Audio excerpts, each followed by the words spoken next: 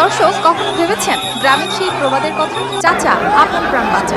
আজকের বাংলাদেশের রাজনৈতিক পরিস্থিতিতে সেই প্রবাদ বাক্য যেন নতুন অর্থে সত্যি হয়ে উঠেছে।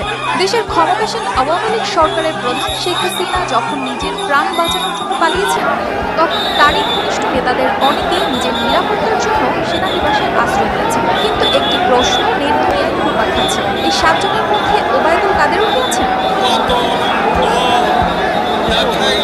জানা যায় 5 অগস্ট যখন দেশের রাজনৈতিক পরিবেশে হঠাৎ করে বড় পরিবর্তন আসে, তখন প্রতিকূল পরিস্থিতিতে নিজেদের প্রাণের নিরাপত্তার জন্য কিছু রাজনৈতিক নেতা, বিচারক, প্রশাসনের উচ্চপদস্থ কর্মকর্তা এবং পুলিশের শীর্ষ কর্মকর্তারা সেনানিবাসে আশ্রয় নেওয়ার সিদ্ধান্ত নেন। ধর্ম, বর্ণ নির্বিশেষে অবশ্যই আমরা তাদেরকে আশ্রয় দিয়েছি এবং তাদের বিরুদ্ধে যদি কোনো অভিযোগ থাকে, মামলা হয়, অবশ্যই তারা শাস্তির আওতায় যাবেন।